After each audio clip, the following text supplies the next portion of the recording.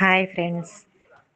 ముందుగా ఎందరో జీవితాలలో వెలుగులు నింపిన బ్రహ్మర్షి సుభాష్ పత్రిజీ గారికి ప్రణామాలు అర్పించుకుంటూ వారు రచించిన తులసీదళం 2 అనే పుస్తకం నుండి కొంత జ్ఞానాన్ని తెలుసుకుందాము. కృంగొత్త తులసీ దళాలు. నోటిలోని శూన్యత మౌనం, మనసులోని శూన్యత ధ్యానం. శ్వాస ఎత్తు అయితే ధ్యానం అన్నది వృక్షం కదా. ధ్యానం వృక్షం అయితే దివ్య చక్షువు అన్నది ఫలం కదా. కూసంత శ్వాస కొండంత సంజీవని, కూసంత శ్వాస ఏనుగంత కామధేనువు, కూసంత శ్వాస మణుగంత చింతామణి, కూసంత శ్వాస వటవృక్షమంత కల్పతరువు, కూసంత శ్వాస సముద్రమంత అక్షయ పాత్ర. తింటే గారెలే తినాలి, వింటే భారతమే వినాలి, చేస్తే శ్వాస ధ్యానమే చేయాలి, చదివితే పిరమిడ్ పుస్తకాలే చదవాలి, కడితే పిరమిడ్లే కట్టాలి, మాట్లాడితే ఒక బుద్ధుడే మాట్లాడాలి. ధ్యానం ఒక పుష్పమైతే ధ్యాన ప్రచారం అన్నది పుష్పం యొక్క సువాసన, అంటే గుబాళింపు. సువాసన లేని పుష్పం పుష్పమా? ధ్యాన ప్రచారం లేని ధ్యానం ఒక ధ్యానమా? మనం మానవులము కాదు, మానవ శరీరధారులమైన ఆత్మలము. మనం దిగి వచ్చిన దేవుళ్ళము. వృక్ష సామ్రాజ్యాన్ని పోషించటానికి వచ్చిన దేవుళ్ళము. జంతు సామ్రాజ్యాన్ని సంరక్షించటానికి వచ్చిన దేవుళ్ళము. భూమండలాన్ని నందనవనంగా తీర్చిదిద్దటానికి వచ్చిన దేవుళ్ళము. ఊరికే తిని కూర్చుంటే మామూలు ఆత్మ, తాగి తందనాలు ఆడితే మూర్ఖాత్మ, మరొకరికి హాని చేస్తే దుష్టాత్మ, ప్రజాసేవకు సర్వస్వం అంకితం చేస్తే మహాత్మ, తనను తాను సృష్టికర్తగా తెలుసుకుంటే పరమాత్మ. హింసా చోడో హంసా పకడో, ప్రార్థనా చోడో సాధనా పకడో, పరతంత్రతా చోడో స్వతంత్రతా పకడో, అతీత్ కో చోడో వర్తమాన్ కో పకడో. పురుష జాతి కన్నా స్త్రీ జాతి మిన్న, పెద్దల కన్నా పిన్నలు మిన్న, పట్టణవాసుల కన్నా పల్లెవాసులు మిన్న, ఆడంబరముల కన్నా నిరాడంబరులు మిన్న, పండిత మూర్ఖుల కన్నా అమాయకులు మిన్న, జ్ఞానులకు వారికన్నా జ్ఞానులైన వారు అతి మిన్న. మనిషి అయితే 5, మనిషికి కావలసినవి 5. 1 శరీరం, శరీరానికి కావాలి ఆరోగ్యం. 2 మనస్సు, మనసుకు కావాలి శాంతం. 3 బుద్ధి, బుద్ధికి కావాలి జ్ఞానం. 4 ఆత్మ, ఆత్మకు కావాలి ధ్యానం. 5 సర్వభూతాత్మ, సర్వభూతాత్మతో కావాలి స్నేహం. శ్వాసవత్ ఆత్మానుభవం ద్వారానే శరీరానికి ఆరోగ్యం. శ్వాసవత్ ఆత్మానుసంధానం ద్వారానే మనసుకు శాంతం. శ్వాసవత్ ఆత్మానుసంధానం ద్వారానే బుద్ధికి జ్ఞానం. శ్వాసవత్ ఆత్మానుసంధానం ద్వారానే సర్వభూతాత్మతో స్నేహం. ధ్యానం అంటే శ్వాస మీద ధ్యాస, జ్ఞానం అంటే మాట మీద ధ్యాస, జీవితం అంటే మిత్రత్వం మీద ధ్యాస. శాంతము లేక సౌఖ్యము లేదు. మానవాళికి సౌఖ్యం కావాలి, మానవాళికి పరమ సౌఖ్యం కావాలి, మానవాళికి ఎల్లప్పుడూ సౌఖ్యం కావాలి. అయితే సౌఖ్యం దొరికేది ఎలా? సౌఖ్యం అంటే ఏమిటి? సౌఖ్యం అంటే శారీరక సౌఖ్యం, సౌఖ్యం అంటే మానసిక సౌఖ్యం, సౌఖ్యం అంటే బుద్ధిపరమైన సౌఖ్యం, సౌఖ్యం అంటే ఆత్మపరమైన సౌఖ్యం. అన్ని రకాల సౌఖ్యాలు కేవలం ఒక్కదాని మీదే ఆధారపడి ఉన్నాయి, అదే శాంతం. శాంతం అంటే మనసు యొక్క శాంతి.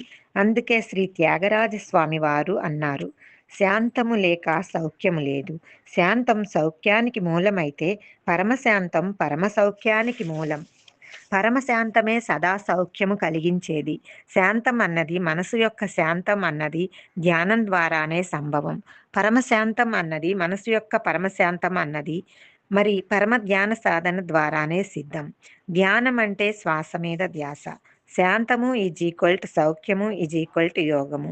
పరమశాంతము పరమ సౌఖ్యము పరమ యోగము.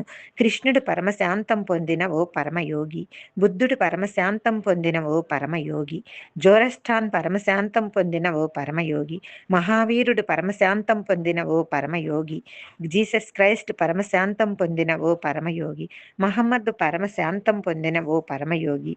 ఓ Shri Jesus Christ, peace the passeth understanding అన్నప్పుడు పరమశాంతం గురించి ఆయన ఉద్బోధిస్తున్నాడు అన్నమాట.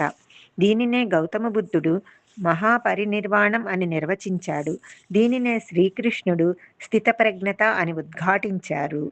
పిరమిడ్ మాస్టర్లందరూ పరమశాంతులైన వారు. పిరమిడ్ మాస్టర్లందరూ పరమ సౌఖ్యాలను అనుభవిస్తున్నవారు. పిరమిడ్ మాస్టర్లందరూ పరమయోగ్యులైన వారు. శాంతము లేక సౌఖ్యము లేదు. శాంతము లేక సౌఖ్యము లేదు అని అత్యద్భుతంగా ప్రవచించిన శ్రీ త్యాగరాజ స్వామి జిందాబాద్. నేను నేను నఖశిఖ పర్యంతాన్ని. నేను అద్దంలో కనపడే వస్తువును. ఇదే మూలాధార నేను. నేను నీ బాబుని. నేను నీ కూతుర్ని. ఇదంతా స్వాదిష్టాన నేను. నేను కుల పెద్దను. నేను జమీందారును. నేను అర్హుడిని. నువ్వు అనర్హుడివి. ఇదంతా మణిపూరక నేను. నేనంటే ఏమిటో నాకు తెలియదు. ఏమిటి నేను? అనే నేనే అనాహత నేను. అహం బ్రహ్మస్మి అన్న సత్యాన్ని ప్రథమంగా వినిపించుకున్న నేను అనాహత నేను. అహం బ్రహ్మస్మి అన్న దాన్ని అనుభవపూర్వకంగా తెలుసుకోవాలని ప్రయత్నించే నేను విశుద్ధ నేను. ధ్యాన సాధనతో దివ్య చక్షువును సంపాదించుకుని దివ్య చక్షువే తానుగా తానే దివ్య చక్షువుగా ఉన్న నేను అసలైన నేను ఆజ్ఞ నేను. అసలు నేనుతో అంతా నేనే. నేనే అంతా అని తెలుసుకున్న నేను పూర్తి అసలు నేను. అదే సహస్రారా నేను. నేను అభ్యాసం అభ్యాసం. మనిషికి ఆరోగ్యం కావాలి. మనిషికి సుఖం కావాలి. మనిషికి దుఃఖం పోవాలి. మనిషికి ముక్తి కావాలి. మనిషికి జన్మరాహిత్య పదవి కావాలి. ఈ విధంగా ఎన్నో ఎన్నో ఆకాంక్షలు. అయితే అభ్యాసం మటుకు చేయడు. కష్టపడటానికి ఇష్టపడడు. అన్నీ ఉత్తినే రావాలి. గురువుగారి పాదాలు పట్టుకోగానే అన్నీ లభ్యమవ్వాలి. గుడిలో టెంకాయ కొట్టి ఇంటికి రాగానే ఇంట్లో అవన్నీ ఉండాలి. గుడిలో విగ్రహం ముందు ఒక్క క్షణం కళ్ళు మూసుకోగానే దేవుడు ప్రత్యక్షం కావాలి. ప్రత్యక్షమై మన భక్తికి పరవశమై అన్ని వరాలు దోసెట్లో పోసేయాలి. మన బుద్ధి ఇలా తగలడింది. మన మేధస్సు ఇంతగా కుంచుకుపోయింది. శాస్త్రీయ దృక్పథం పూర్తిగా మృగ్యమైపోయింది. క్రికెట్ నేర్చుకోవటానికి ఎంత అభ్యాసం ఉండాలో, సంగీతంలో పట్టు సాధించటానికి ఎన్నిన్ని గంటలు పణంగా పెట్టాలో, లక్షాధికారి కావటానికి ఎంత చెమటోడ్చాలో, భార్యాబిడ్డల్ని పోషించటానికి ఎన్ని కష్టనష్టాలు భరించాలో, ఒక ఇల్లు కట్టుకోవటానికి ఎన్ని తతంగాలు అవసరమో, ఒక పెళ్లి సక్రమంగా జరిపించటానికి ఎన్ని సూక్ష్మమైన విషయాలు గమనించాలో, ఒక ముక్క కాగితం మీద వ్రాయటానికి ఎంత ఆలోచించాలో, ఆఫీసు నుంచి ఇంటికి స్కూటర్ డ్రైవ్ చేయటానికి అనుక్షణం ఎంత జాగ్రత్త వహించాలో, వీటన్నింటికీ ఎంతో అభ్యాసం అవసరమని అందరికీ తెలుసు. మరి వీటిలో వేటికి ఎవరూ పూజలు చేయరు, వ్రతాలు చేయరు, గురువు పాదాలు పట్టరు, మంత్రాలు వల్లించరు. అన్నీ అభ్యాసం చేస్తేనే వస్తాయి అని అందరికీ చక్కగా తెలుసు. మరి కృషితో నాస్తి దుర్భిక్షం అని అన్ని విషయాలలో చక్కగా గ్రహించారు. అయితే శారీరక ఆరోగ్యం అన్నది మటుకు డాక్టర్ల దగ్గరికి పోతూనే వచ్చేసేయాలి. అలా మందులు మింగుతూనే ఇలా స్వస్థత చేకూరాలి. డబ్బులు అలా వెదజల్లుతూనే ఇలా ఆరోగ్యం వచ్చేయాలి. మనం తినే వాటిల్లో మటుకు ఏమీ తేడా ఉండకూడదు. ఏ యొక్క మనో నియంత్రణ మనం చేయకూడదు. ఆరోగ్యం మటుకు అలా వచ్చేయాలి. ఎక్కడికి పోయింది మన శాస్త్రీయ దృక్పథం? ఎక్కడికి పోయింది బేసిక్ కామన్ సెన్స్? అదేవిధంగా వెంటనే ముక్తి వచ్చేసేయాలి. వెంటనే మనం గురువులం అయిపోవాలి. కానీ దానికి కావలసిన సాధన మటుకు తలపెట్టం. అన్నిటికీ తొందర తొందర తొందర. నాకింకా మూడో కన్ను తెరుచుకోలేదండి. ఇది వరస. ఎక్కడికి పోయింది శాస్త్రీయ దృక్పథం? ఎక్కడికి పోయింది బేసిక్ కామన్ సెన్స్? ఆరోగ్య సూత్రాలు పాటించం, తగిన సాధన చేయం, కానీ ముక్తి కావాలి. రామచంద్ర, ఈ మానవాళికి బుద్ధి ఎప్పుడు వస్తుందో? మానవాళి సంగతి ఎందుకు కానీ పిరమిడ్ స్పిరిచువల్ సొసైటీ ధ్యానులందరికీ ఒకటే సందేశం. అభ్యాసం, మరింత అభ్యాసం, నిరంతర అభ్యాసం. అభ్యాసం శరణం గచ్చామి. అభ్యాసం శరణం గచ్చామి.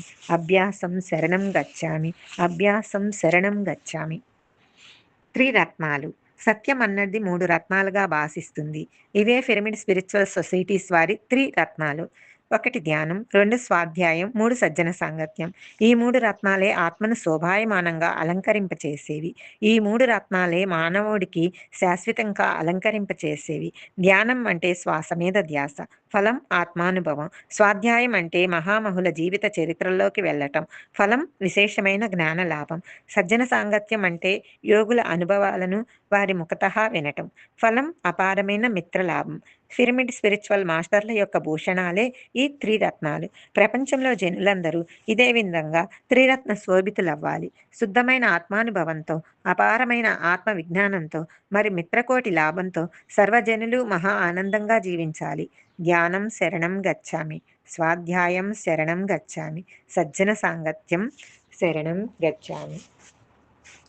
ఓం తత్సత్. Like, share, subscribe and click the bell icon.